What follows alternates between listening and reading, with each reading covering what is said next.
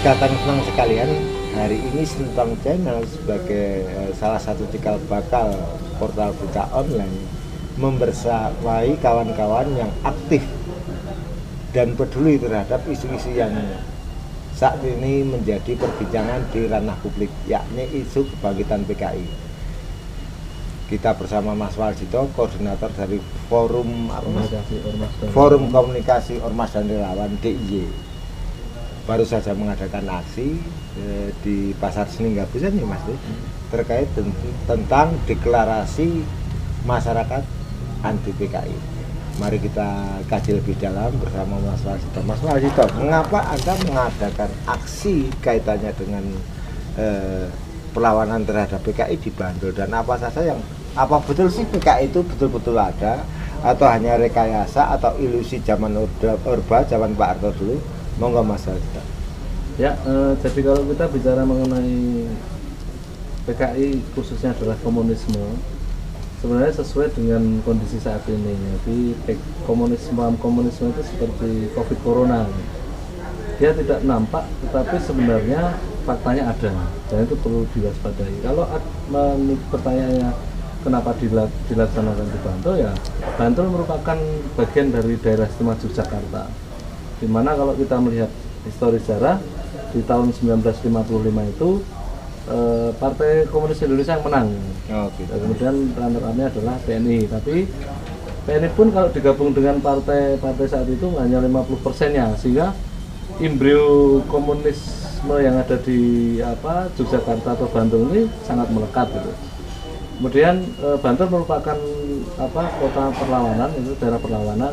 Kita bisa melihat di situ waktu itu ada Mangir, Wonoboyo, kemudian di Selarong ada Pangeran Diponegoro. Maka itu terinspirasi bahwa memang kita harus gelorakan, dan Bantul harus tetap waspada dan menjadi garda terdepan dalam penanganan dan antisipasi terjadinya komunisme ini. Oh, jadi artinya bahwa benih komunisme di Jogja itu luar biasa kuat gitu nih secara historis. Kemudian Bantul diharapkan tradisi perlawanan terkait dengan adanya paham New Left atau komunis yang muncul lagi gitu ya. Kalau menurut Mas Waljito, indikasi munculnya komunis apa saja sih? Wah ya jelas itu, apalagi setelah kemarin muncul rancangan undang-undang haluan ideologi Pancasila yang kontroversi itu, ya kan? Maka kita perlu waspada bahwa faktanya ada, baik dari elit sendiri, masyarakat yang paham itu, faktanya di Indonesia di masyarakat ada gitu, sehingga kita perlu waspadai munculnya paham-paham komunisme yang muncul, dan kemungkinan besar itu menjadi ancaman yang terbesar di negara ini. Jadi dari Bantul, dari Yogyakarta, kita lawan komunisme. Oke, jadi semangatnya adalah bagaimana kemudian kita mempertahankan Pancasila sebagai ideologi negara, dan kemudian mempertahankan NKRI harga mati, mulai dari Bantul, Jogja ke Indonesia gitu Mas. Pertanyaan lagi kaitannya dengan indikator-indikator yang kemudian muncul atas bangkitnya komunisme ini. Kok saya melihatnya seolah terjadi pembiaran ya Mas. Artinya kemudian kita melihat banyak tokoh-tokoh eksekutif, yudikatif, legislatif yang kemudian ternyata seolah-olah membiarkan PKI ini muncul lagi, paham komunisme ini muncul lagi. Menurut pandangan bagaimana? Nah, ini hanya masalah sistem ya. Sebenarnya kalau pembiaran tidak juga, ini adalah masalah sistem kenegaraan dan sistem aturan perundang-undangan yang seolah-olah di situ dimanfaatkan mereka untuk masuk ke celah. Termasuk saya yakin karena ini merupakan paham kalau bahasanya kita sekarang itu adalah virus, setiap saja bisa saja terkontaminasi oleh paham itu, baik masyarakat biasa, mahasiswa, kemudian buruh, kemudian elit-elit yang ada di negara ini gitu. Jadi virus-virus itu pasti akan bisa juga masuk ke sana. Saya katakan bukan lembaganya, tapi oknum-oknumnya bisa masuk kemana-mana, ke lini-lini masyarakat dari tingkat lapisan bawah sampai dengan ke elit di pemerintahan.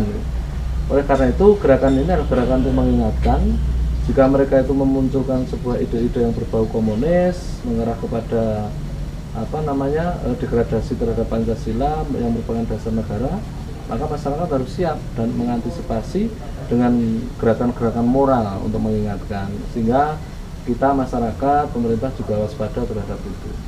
Oke, itu berarti terkait dengan RUU HIP yang sebetulnya sudah kemudian setelah adanya protes dari masyarakat di drop gitu ya Mas. Iya. Bahwa kemudian Pancasila coba diperas menjadi Trisila, Ekasila, karena Tuhan sendiri kalau berkehendak kan cukup kun fayakun, nggak butuh gotong royong kan gitu. Nah, pertanyaannya Mas, ketika jenengan menjalankan aksi terkait dengan bagaimana kemudian mencoba melakukan perlawanan atas komunisme atau paham komunis yang muncul lagi ini, apakah ada tantangan-tantangan atau tekanan dari pihak manapun terkait dengan aksi panjenengan? Ya, kalau terkait dengan itu wajar lah. Ini kan sebuah gerakan moral yang artinya memobilisasi massa. Yang pertama, tantangannya tentu saja, apalagi saat ini adalah sedang terjadi pandemi COVID, harus diatur bagaimana supaya massa tidak terlalu banyak, kemudian harus jaga jarak, protokol kesehatan, prosedur aturan aksi dan sebagainya. Tentu saja semua ini menjadi repot, termasuk juga pergerakan-pergerakan seperti kita ketika ingin melakukan aksi seperti demonstrasi harus menganut kepada aturan-aturan itu. Pendapat saya adalah ini pandemi, tetapi harus masyarakat sadar, harus mereka juga kritis. Jangan sampai arahan masker untuk menutup mulut dan hidung itu bukan berarti menutup dan membungkam aspirasi kita. Kita harus produktif dengan protokol kesehatan, kita tetap juga harus melakukan aksi. Jangan sampai justru pemerintah itu memberikan peluang untuk menutup aspirasi masyarakat yang fungsinya adalah untuk waspada terhadap paham komunis yang jelas-jelas kita sepakati bersama, termasuk bangsa ini, termasuk presiden kita, bahwa itu tidak bisa dipakai lagi menjadi paham di negara kita. Oke, artinya bahkan yang namanya paham komunis ini lebih berbahaya dari pandemi COVID Iya, gitu ya Mas. secara paham betul. Dalam konteks normal kita harus tetap menjaga protokol kesehatan, bahkan melakukan aksi pun juga harus dalam koridor itu Ya. Mas. Oke, kadang senang sekalian, besar harapan kami bahwa apa yang dilakukan Mas Malsito dan kawan-kawan, konteks bela negara, konteks mencintai Pancasila sebagai dasar negara, itu menjadi menggugah kesadaran kita. Terima kasih kadang-kadang sekalian, tetap jaga diri, jaga kesehatan keluarga, jaga kesehatan semua lingkungan kita, dan tetap memelihara nalar kritis dalam rangka mencintai Indonesia gitu Mas. Yeah. Salam Gentong, jumpa lagi dalam episode yang lain. Jangan lupa subscribe, share, like, dan komennya. Terima kasih.